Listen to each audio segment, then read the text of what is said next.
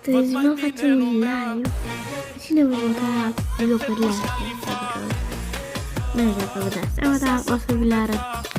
Rivals Classic, răspunde sau mori,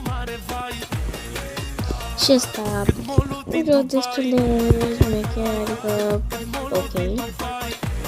Și acest joc care am uitat cum se numește, trebuie să te urci pe munți și să colectezi brainrot, adică da, nu știu, o să vă las eu numele la jocul ăsta în descriere.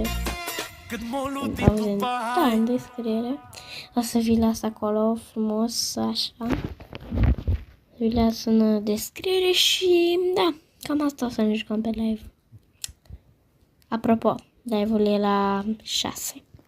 Ne vedem!